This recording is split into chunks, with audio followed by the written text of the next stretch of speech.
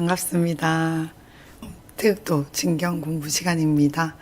오늘 태극진경 5장 43절부터 같이 가겠습니다. 부산이 6.25로 인해서 임시 수도가 된 거예요.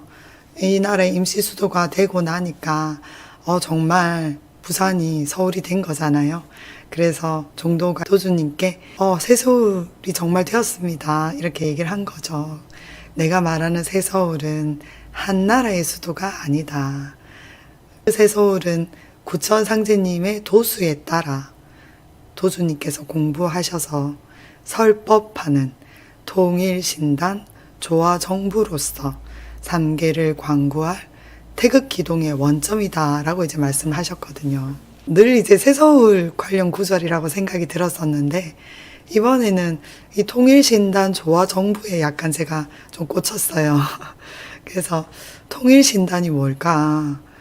통일이니까 하나로 뭔가가 되었다는 거죠. 신단이니까 신명을 모시는 단을 얘기하는 것 같아요.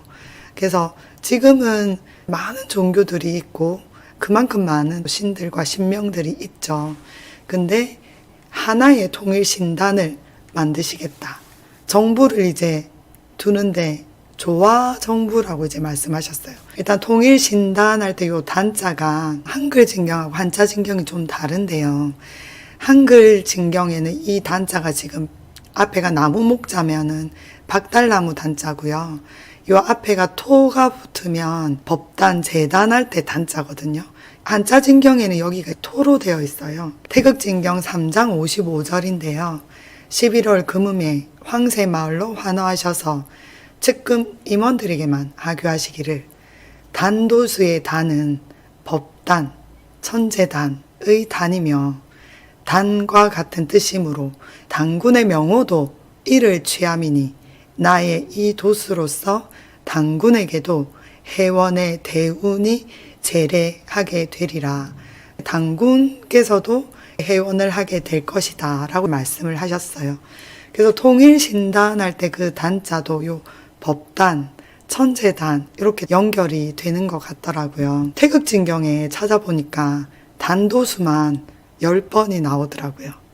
단도수랑 건무도수를 많이 보시긴 하셨는데 단도수를 이제 만주에서 우리나라 고국에 오셔서 안면도에 제일 처음 가시잖아요. 그 안면도에서부터 단도수를 보십니다. 그게 1920년이거든요. 55년에도 단도수를 다시 본다는 말씀이 있으셔요. 그래서 계속되는 어떤 단도수의 연속이었던 것 같아요.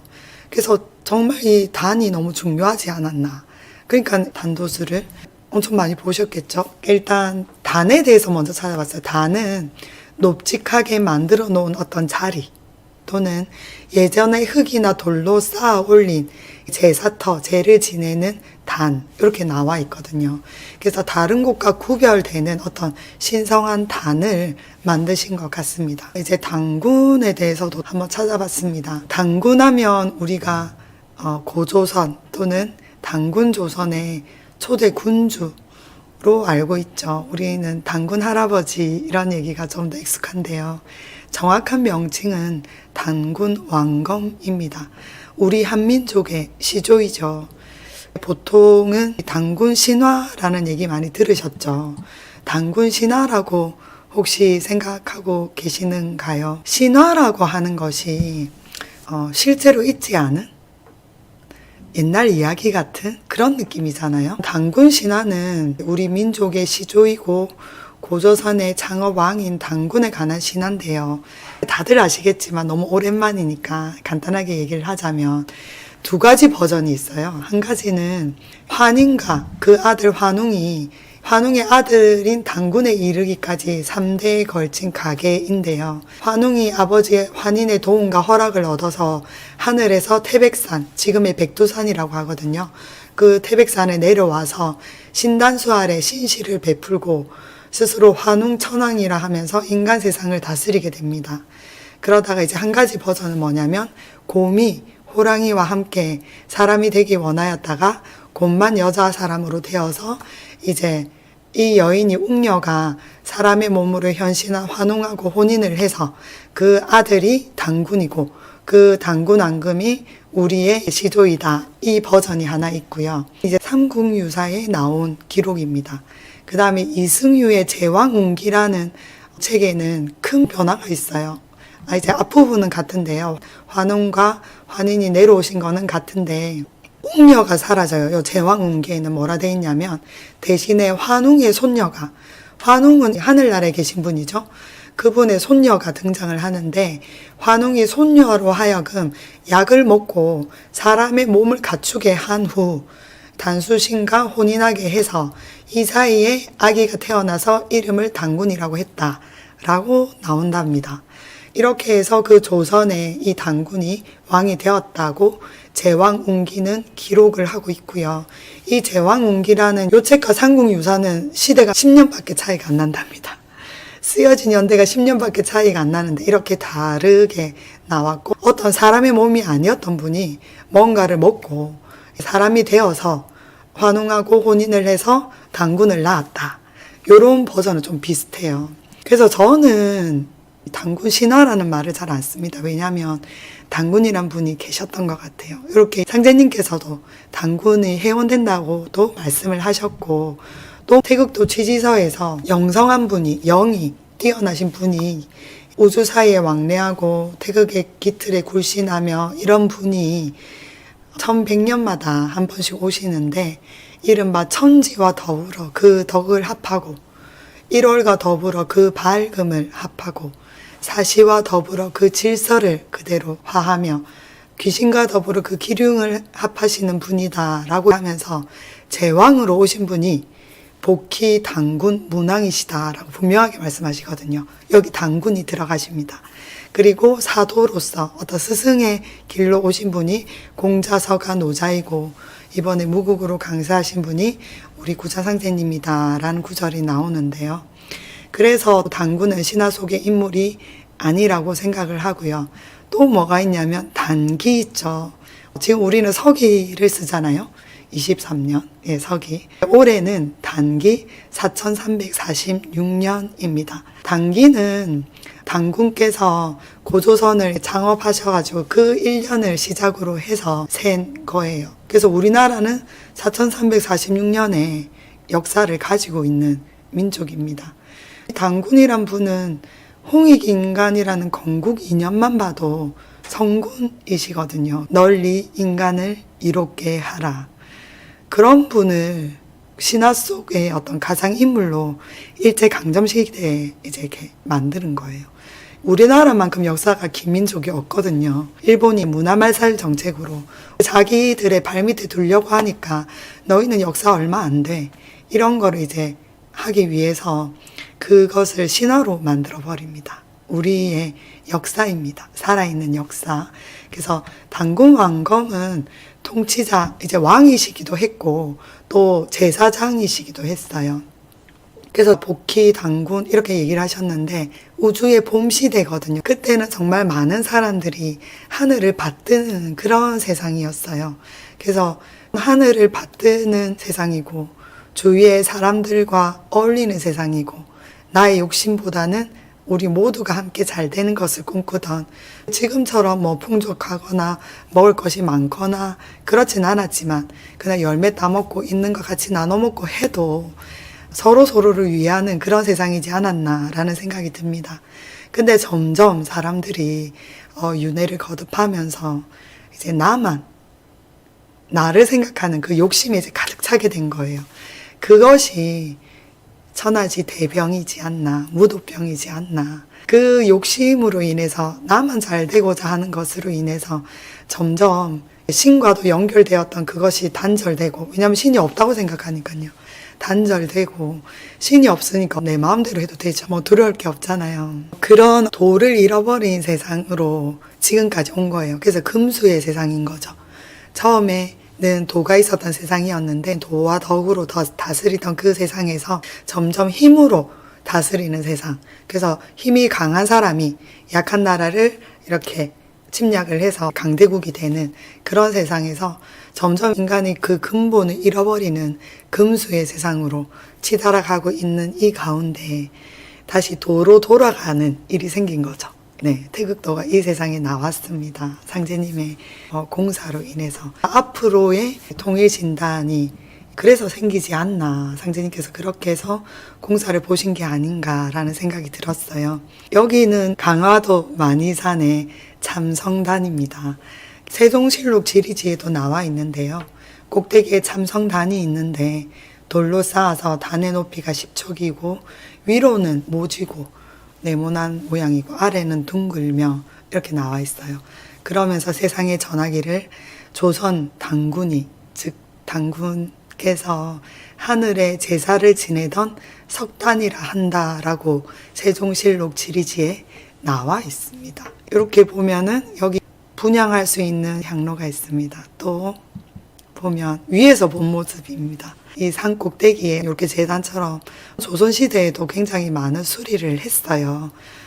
수리를 하면서 지금 현재 이 모습인데 당군께서 제사를 지내던 석단이다 라는 말이 내려올 정도고, 당군이란 분이 더 이상 신화가 아니라 정말 우리의 시조이시고 홍익인간, 널리 인간을 이롭게 하라는 그 큰 이념을 가지고 세상을 다스리던 성군이시지 않았나. 상제님께서 당군이 해원을 하신다라고 해원 도수를 보신 면도 있고, 우리 또 단이라면 생각나는 거 있죠. 제단, 법단이 생각이 납니다. 태극도 대강전에 영대에 법단이 있습니다. 법단은 태극도에 밖에 없습니다. 우리 도주님께서 제일 마지막에 남겨놓으신 게 대강전이거든요. 이 15신위를 모셔놓은 곳입니다. 그래서 통일신단이 곧 우리 대강전에 모셔져 있는 그 곳이 아닌가. 왜냐하면 대강전 상량충문에도 15위차 신성 지위들이 즉차 대강하시라 라고 이제 말씀을 하시거든요. 이렇게 살아있는 우리의 역사를 우리만이라도 당군 신화는 아닌 것을 확실히 알고 당군 왕검의 해원도 곧 되지 않을까. 왜냐하면 상제님께서 말씀하셨기 때문에 분명히 됩니다. 네, 당군께서 원하셨던 그 세상이 앞으로 오실 그 세상이 아닐까요? 그 단도수를 보심 50년간의 그 공부로 인해서 마지막에 남겨놓으신 대강전과 법단, 그 영대를 만드시기 위한 고행이시지 않았나. 그래서 통일신단을 우리가 모시고 있지 않나 라는 생각이 들었습니다. 그리고 49절 한번 넘어가 보도록 하겠습니다. 49절은 산정 아래 축대는 그 높이가 두어 길이더니 이에 여름 폭우에 두 차례나 무너지리라. 충주도인과 박제문이 이를 지성으로 쌓아 다시는 무너지지 않으므로 상제님께서 그들의 공로를 치하하시니라. 그중 제문은 원래 농아였는데 상제님께서 치하시는 순간 말문이 열리고 소리를 듣는 정상인이 되니 본인은 물론 도중이 모두 탐복하니라. 부산 도장 위에 산정을 두셔서 도주님의 공부처였거든요. 그 산정 아래 이제 축대가 자꾸 무너졌나 봐요. 여기서는 지성으로 쌓아, 참 와닿았어요. 어떤 일을 함에 있어서 어떻게 보면 하찮은 일로 느껴질 수가 있습니다. 말하자면 노가다일 수도 있잖아요. 하지만 내 마음을 담아서 하는 거는 절대 없어지지 않습니다. 정말 우리의 공부가 그런 것 같아요. 나의 정신으로 깨어있는 것. 그러다 보면 지극히 정성을 들일 수 있는 것. 그렇게 내가 내 마음을 쓰는 것이면 절대 무너뜨릴래야 무너지지 않습니다. 그 정성으로 쌓았으니 이제 무너지지 않았겠죠. 물론 상제님께서 열어주신 것도 있으시죠. 그 복을 받게 되는 것도 있지만 그 정성이 먼저가 아니었나. 그래서 우리가 해야 할 일이 이분처럼 모든 일에, 작은 일에도 지극정성으로 함께 하면 좋겠다라는 생각이 듭니다. 나의 말보다는 그저 행동으로 나의 성경신을 나타낼 수 있는 것이 그 지극함이 더 좋은 것 같습니다. 11절 겨울 어느 날 박봉상이 시자하여 여쭈기를 저희들 범인으로서는 추측하기 어려운 인간 사후와 신명계의 일을 가르쳐 주옵소서 하니 상제님께서 다음과 같이 교시하시니라. 사후와 신명계의 일은 세계의 모든 종교에서 설하는 것이 대동소이 큰 차이가 없으나 본래 사람의 생사는 정신과 육체의 취산이니 즉 육체에서 정신이 떠나면 죽는 것이고 담겨져 있으면 사는 것이죠. 사후에 육체에서 떠난 정신은 혼, 백으로 나뉘고 이것이 생시에 쌓은 수도의 공덕에 따라 신도 되고 기도 되고 영도 되고 선도 되니 그런 차등이 있으나 모두 신명계로 돌아가느니라. 그래서 사후에 육체에서 떠난 정신이 혼과 백으로 된다고 해요. 삼혼 칠백 이런 얘기가 있는데요. 혼은 하늘로 간다 합니다. 하늘로 가는데 흩어지거든요. 보통의 사람들은. 그래서 저승자사가 와가지고 묶어서 데리고 가거든요. 어디로 갈지 모르니까. 그런데 도인은 매일 내 정신을 하나로 모으는 그런 송주와 또 공부를 하잖아요. 그래서 내가 갈 길을 안다 하더라고요. 가보진 않아서 모르겠지만. 그래서 혼은 하늘로 가고 백은 육신이 이렇게 묻히잖아요. 땅에. 이제 명당이면 발음이 되잖아요. 그때 같이 이제 있다가 혼과 백이 이렇게 연결이 된다고 해요. 그래서 자손을 이제 잘 되게도 하고 또는 이제 안 좋은 묘타에 묻히면 또 뭐 꿈자리가 사납게도 하고 백은 사람마다 다 모양이 다르잖아요. 눈색도 다르고 피부색도 다르고 머리카락 색도 다르고 뭐 뼈대나 골격이나 뭐 이런 모든 것이 다르잖아요. 그래서 몸의 그 칠백이 생시에 쌓은 수도의 공덕에 따라서 신도 되고 기도 되고 영도 되고 또 신선도 된다. 모두 신명계로 돌아간다라고 하셨습니다. 그 다음 그러나 이 신명의 주처 삼계이니라. 또 극락과 지옥 같은 일정한 처소에서 영구 무궁한 것만은 아니니 사후에 지방신, 문명신 등이 되어 가장 높고 좋은 궁궐과 누각에서 향락하는 자도 있고 악신, 적신, 무서신 등이 되어 악신은 악할 악자니까요. 적신은 도둑질한 도적할 때 적자입니다. 무서신은 자식을 못 둔 신이라고 알고 있습니다. 누추한 곳에서 신음하거나 무주고혼이 되어 거찰 곳이 없는 혼이 되어 유리방황하는 자도 있느니라. 떠도는 자도 있는 거죠. 그러나 다시 따끔에 따라 상승도 하고 하락도 하고 환생도 하고 전생도 하느니라. 상승은 신명의 신분이 이렇게 올라간다는 것 같고요. 하락도 떨어지는 것. 환생은 다시 다른 사람으로 태어나는 것. 전생은 이전생, 전생을 얘기하는 게 아니라 다른 것으로 다시 태어나. 그러니까 사람으로 못 태어나고 예를 들어 동물이나 이렇게 태어나는 걸 얘기하는 것 같습니다. 다만 선천에는 그 질서가 바르지 못하여 신명계에도 창랑과 원울이 있었으나 후천에는 모두 해원시키리라 하시니라. 두 분의 양의 상제님께서 사람만 살리시는 게 아니라 이 신명들까지 무수히 많은 원울을 다 푸십니다. 사람도 해원을 해야 되지만 신들도 다 해원을 해야 합니다. 이 모든 것을 하시다 보니 수천 년을 쌓아온 그 원울이 다 풀리려고 하다 보니 100년은 짧죠. 그래서 이렇게 많은 시일과 이렇게 많은 공이 들어가야 되는 것 같습니다. 그래도 너무 대단하지 않습니까? 상제님의 이 도수가, 상제님의 이 권능이 너무나도 대단하신 것 같습니다. 53절 연달아 있거든요. 다시 말하거니와 신명계에서도 수도 공부는 계속 하여야 하느니 수도한 신명은 향상하되 원척을 풀지 못하고 악업을 자행하는 신은 더욱 하락하므로 생전에 대도를 믿고 닦은 상대 신명의 영화와 죄와 많은 척신의 재앙과 고생은 언어나 문자로는 다 표현할 수 없느니라. 그러므로 사후 신명계의 복락은 생전에 상제님을 숭신하고 국가에 충성하며 조상에 봉사하고 부모의 효행을 힘쓰고 형제와 일가 친척, 이웃에 우애하며 사회를 위한 일에 성경신을 다함으로써 얻으리라. 불신, 불충, 불효, 불성, 불경하여 살도, 음탐으로 삶을 마친 자의 사후 참혹상은 인간계의 생활로는 비교할 수 없이 처절하니라 하시니라 하셨습니다. 삶을 마칠 때가 참 중요한 것 같아요. 마지막에 사람이 죽을 때 참회를 하고 죽잖아요. 그럼 조금은 나은 것 같아요. 이제 내 정신이 내 몸에 깃들어 있을 때는 마음이라는 게 있거든요. 그래서 이 마음을 바꿔먹으면 이 정신이 바뀝니다. 근데 예를 들어서 살도 음탐으로 해가지고 죽어버리잖아요. 그러면은 그 신으로 그대로 고정이 되는 거죠.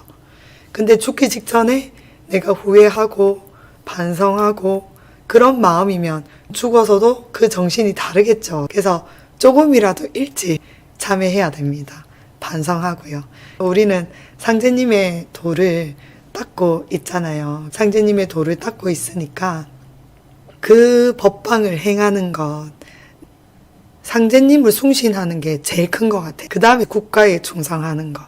그 부모의 효도를 하려면 전쟁터에 나가면 안 되잖아요. 나라를 구하러 나가는 게 안 맞죠. 왜냐하면 부모를 복양을 해야죠. 근데 그 둘 중에 선행이 되는 게 있어요. 더 큰 가치가 있는 거죠. 나의 부모님을 물론 효행을 해야 됩니다. 하지만 나라가 위급할 때는 나라에 충성을 하는 것이 나의 부모도 역시 살리는 길이고 복을 받은 사람한테 그렇게도 얘기하잖아요. 전생에 나라를 구했나? 라고 얘기하듯이 국가에 충성하는 것. 근데 그 이상으로 더 큰 것, 상제님을 숭신하는 것입니다. 그러면 태극도 도인들만 상제님을 숭신하니까 라고 생각하시면 그건 좀 안 맞는 것 같아요. 저희는 상제님께서 인신으로 오신 상제님을 아니까 상제님을 모시고는 있죠. 그런데 정말 이 세상에 많은 사람들이 하늘이 있다고 믿고 하늘을 모시고 그리고 하늘을 두려이 여기고 그런 사람들은 마음에 상제님이 계신다라고 생각을 합니다. 그분들은 정말 좋은 소식, 우리 태극도 소식을 들으면 바로 들어오시지 않을까 생각을 합니다. 오늘 또 한 번 또 더 느낍니다. 예, 이 도를 닦고 있으면 얼마나 감사한지요. 그래서 상제님을 모시고 부모에게 효행을 힘쓰고 형제와 일가 친척에 또 이웃의 우애를 하고 사회를 위한 일에 성경신을 다함으로써 얻을 수 있다라고 하셨습니다. 네, 안중근 의사 어머니 편지 맞아요. 나는 볼 생각을 하지 않는다. 그대로 죽어라. 너는 사는 것은 목숨을 구차하게 구걸하지 말라 하시거든요. 예, 질문 좋습니다.